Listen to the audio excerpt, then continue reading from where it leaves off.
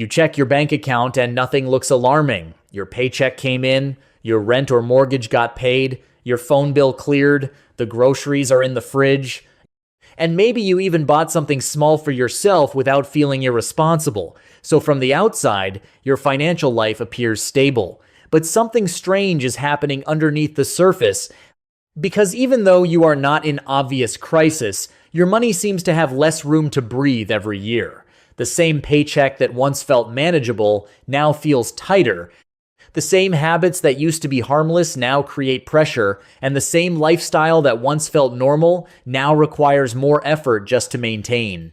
This is one of the most confusing financial experiences for middle-class households, because getting poorer does not always look like a sudden collapse. It often looks like stability that quietly becomes more expensive. It looks like earning slightly more, but saving slightly less, paying every bill on time but feeling no closer to freedom, using credit cards not for luxury but for timing gaps, and convincing yourself that everything is fine because nothing dramatic has happened yet. The danger is that financial decline often begins long before people recognize it, not because they are careless, but because the signs are small, routine, and easy to normalize. The first sign is that your income is rising, but your leftover money is not. On paper, this can feel like progress, because maybe your salary went from $50,000 to $55,000, or from $60,000 to $66,000, and emotionally, that feels like moving forward. But if rent, insurance, groceries, utilities, debt payments, transportation, subscriptions, and childcare all rise at the same time, your real breathing room may not improve at all. In some cases, you can earn $5,000 more in a year and still feel poorer because your fixed costs absorbed the entire increase before it ever became savings, investments, or financial security. The second sign is that you are still paying your bills, but you are timing them more carefully. This is subtle because bill timing can feel like normal adult budgeting, but there is a difference between planning intentionally and constantly rearranging payments to avoid running out of cash. When you start thinking, I will pay this after the next paycheck, I will wait 3 days before buying groceries, I will delay this repair until next month, or I will move money from one account just to cover another, you may not be broke, but your margin is shrinking. A healthy financial system has space between obligations, while a pressured system requires constant choreography. The third sign is that emergencies no longer feel like surprises, they feel like threats. A car repair, a dental bill, a higher utility payment, a school expense, or a broken appliance might not financially destroy you, but if every unexpected cost forces you to borrow, pause savings, or carry a balance, then your life is operating too close to the edge. This is where many middle-class households get trapped, because they are not poor enough to see themselves as financially unstable, but not liquid enough to absorb normal life events without damage. The problem is not that emergencies happen. The problem is that ordinary disruptions now create financial aftershocks. The fourth sign is that your lifestyle feels the same, but the cost of maintaining it keeps rising. You may not be buying luxury watches, taking expensive vacations, or living extravagantly, but the basics of your life may have become more expensive without feeling upgraded. The same apartment costs more, the same grocery basket costs more, the same insurance policy costs more, the same commute costs more, and the same family routine costs more. This is one of the quietest ways people become poorer, because they are not increasing their standard of living, they are simply paying more to stand still.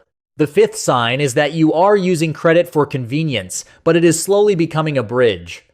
At first, a credit card may be used for points, rewards, protection, or simple organization, and there is nothing wrong with that if the balance is paid in full. But when credit starts covering the gap between when expenses arrive and when income lands, the role of credit changes. It stops being a tool and becomes a pressure valve. Maybe the balance is not huge. Maybe you tell yourself it will be gone next month.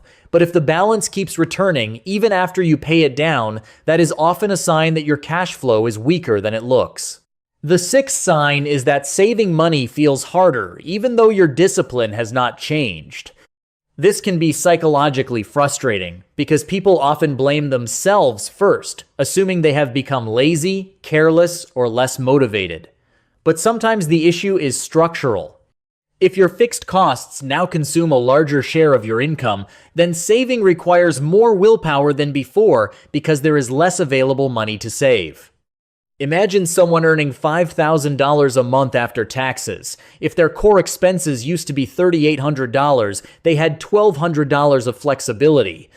But if those same categories rise to $4,500, their flexibility drops to $500 before they make a single emotional purchase. The person did not become worse with money. The system around their paycheck became tighter. The seventh sign is that you are delaying future-building decisions. This includes investing less, postponing retirement contributions, delaying skill development, putting off insurance reviews, avoiding home repairs, or telling yourself that you will start planning once things calm down.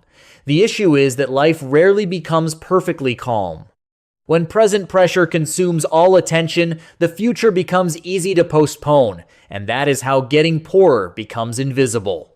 You are not only losing money today, you are losing the compounding power of decisions that should have started earlier, even if those decisions were small and gradual. The eighth sign is that financial stress feels normal. This may be the most important one, because people can adapt to almost anything, including constant money pressure. You may stop noticing the background anxiety, the mental calculations, the hesitation before opening banking apps, the small guilt after normal purchases, or the quiet frustration of working hard without feeling progress. Once stress becomes familiar, it stops feeling like a warning and starts feeling like life. But normal does not always mean healthy, and familiar does not always mean sustainable.